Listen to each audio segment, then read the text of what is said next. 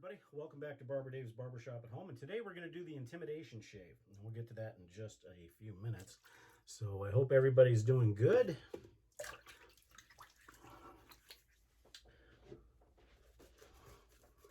So there are very few razors that intimidate me. Being a straight razor shaver, you have taken your licks and you've given blood to the shaving gods, and there's only a few razors that still intimidate me. One being my CV Helgestrand MK32, and the reason being is she is a mean mistress if you do not treat her right, and she will cut you. And one of my severest injuries in wet shaving has been with her. The other would be my Jerry Stark Viking, and that's simply because it has a very extreme point, and it has been close to taking off an earlobe. And when you have generous earlobes like this, it uses that as a target. Also, any type of DE style shavette I stay away from, simply because they want to kill you. The WEC I can get away with. Not that I enjoy it, but I can get away with it. And of course the Feather DX series and the SX series, or the SS series, I'm sorry, are fine. But the one razor that intimidates me more than any other is one that's probably going to surprise you a little bit. And I'll show that to you in just 1 second. I want to get the lather perfect for this one. And what's funny is this is the only razor of its type that does this to me. And that is because all my other gem style razors I don't have an issue with. This is the EverReady 1912. And if you can see that up close, see that blade? What is that reminiscent of? Yes, a meat slicer. And if you don't have your, in my opinion, if you don't have your angle and your technique and anything perfectly correct with this, it's going to take skin. And if you have a tendency to have more facial accoutrement, like moles and any nooks and crannies, it will do the same thing. So you have to literally put this flat on your face. And the problem is your face isn't flat. So this actually intimidates me more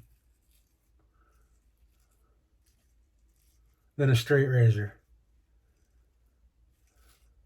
Because one wrong move and it's sushi time.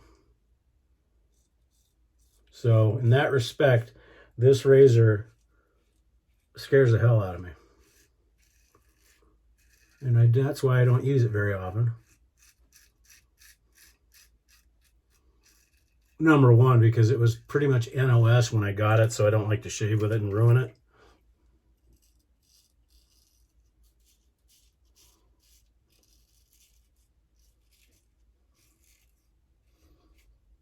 Plus the fact that it's injured me a few times.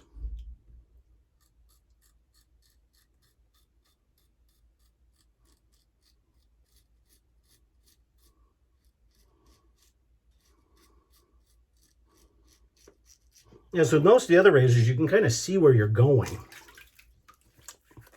Where with the 1912, it's got a big shovel in front of it, so you can't always see all the areas that you're going with.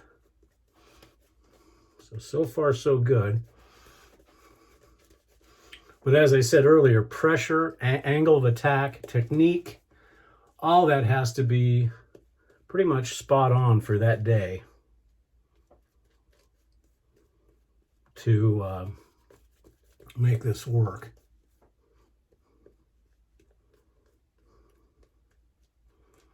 Without ending up, bleeding all over everywhere.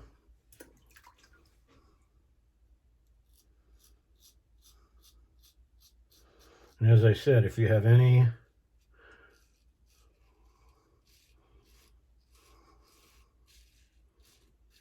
facial additions,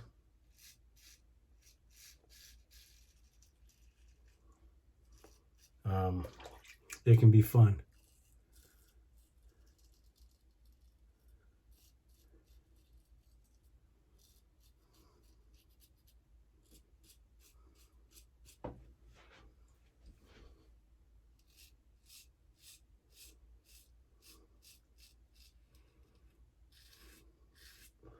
So I had my first in a series of physical therapy today after my back surgery. Ooh, that was close. I felt that wanting to dig in because what I did is I adjusted the angle, and you've got to be flat right on your face. And if you adjust it just a little bit, she wants to dig in.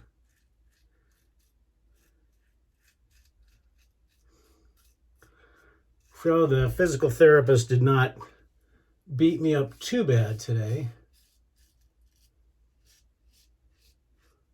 But we'll see how this is going forward, because I am antsy to get back to the barbershop.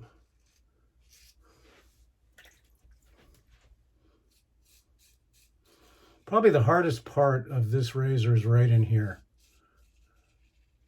because it's trying to get on a flat surface without destroying yourself.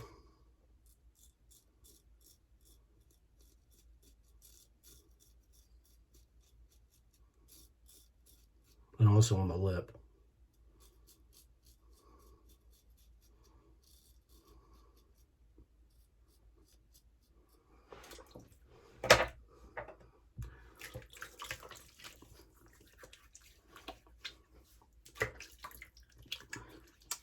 And I've never really gotten a super BBS shave out of these type of razors. I mean, I'll get a nice shave, and I guess you could qualify it as BBS, but I've never gotten that dolphin smooth like I do from some of the other DEs or single edge. Recently, Nurse Dave had done a video on the Asylum RX, and I had forgotten all about that razor because I had gotten rid of mine pretty much right after I got the Vector, because to me it was kind of redundant. But it was, I remember when it first came out, it was intimidating because it was so heavy, and you got to be careful, because if you let the razor drop down your face because of the head weight, it indeed will slice you up. But I haven't found, and I've had the Occam, and I just haven't found, and don't get me wrong, the Occam's a good razor. It was just, I think the ergonomics for me were just a little off. Whereas with the Vector, you know, to me it's just the perfect SE. It doesn't, you know, require you to have so much concentration like you need to have with this bad boy. And this is usually where the train wreck happens.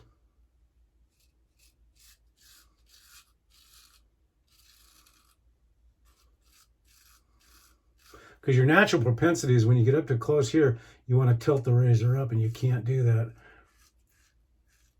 because that's when she digs in. And the hard part about this razor is, as aggressive as the blade gap is, you don't want to feel the blade. So literally you want to be right flat and not feel the blade to get the best shave. Because if you don't, you'll feel the blade, but you'll get a rougher shave.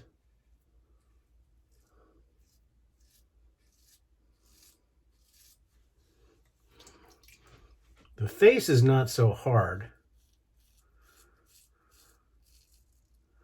except for that one area that I have that mole.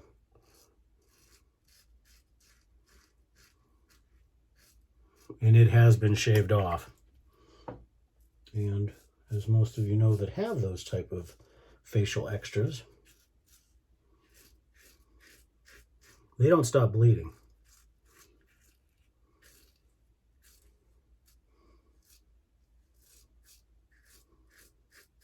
And then the other hard area is right here.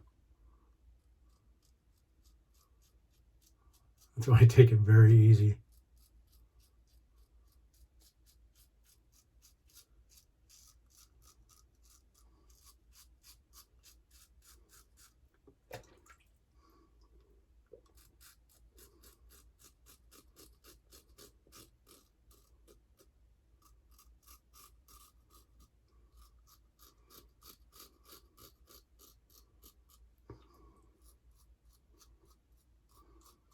And then here you can't help but having it at an angle because you're schnozola. But the neckle area is always the hardest. Okay. That was 3 passes. Definitely need a little bit of cleanup.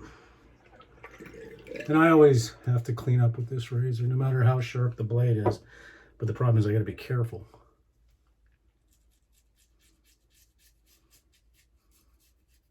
Buffing with this razor is like buffing with a straight. Not always the smartest move.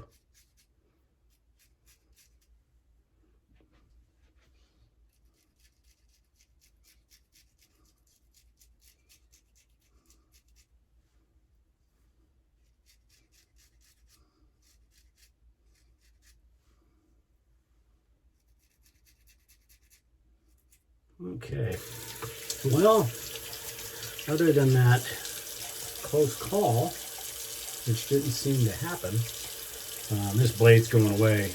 I can't get a lot of shaves. I can usually get 3 or 4 shaves out of a gem blade, and that's about it. So not bad. I would call this BBS level 1, not the greatest, but let's see what the Alum says.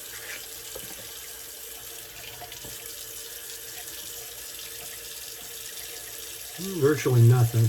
Right there where I almost caught myself. Yeah, pretty much nothing. So that's a good thing. So maybe I've tamed the beast, but I'm not going to say that yet because I remember right when I thought that I had tamed my CV Helgestrand MK32. And those of you that remember back on Badger and Blade, or even here on the TSC, when I did my video of that, and literally it looked like somebody had stabbed me on the side of the chin. I mean, and it bled and bled and bled and bled. And that was right after I said, these things aren't bad. I think it was Arnie who had warned me that the 32 can be an evil mistress. And after I shaved with it for 3 or 4 times, I'm like, I got this down. And then whammo. And of course we used the Proraso alum, and then of course Thayers cucumber. We'll let that dry down while we go over the rest. Oh, that's right, I didn't say what we shaved with today. Today was a Saponificio Varesino day, and so you saw obviously that we shaved with the EverReady 1912 single edge with a gem blade in it. It just dropped on the floor, but this thing's built like a tank, so for our brush, we did the Saponificio Varesino Shaving Cadre limited edition brush in olive wood. And we're just about dried down.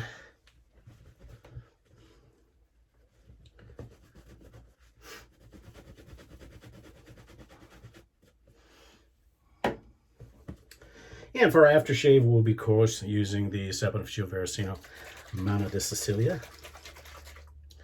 And as I've said before, with Saponificio Varesino, that's more than enough. All natural plant-based alcohols. The scent is light, but it sticks around. It's not like some of these high alcohol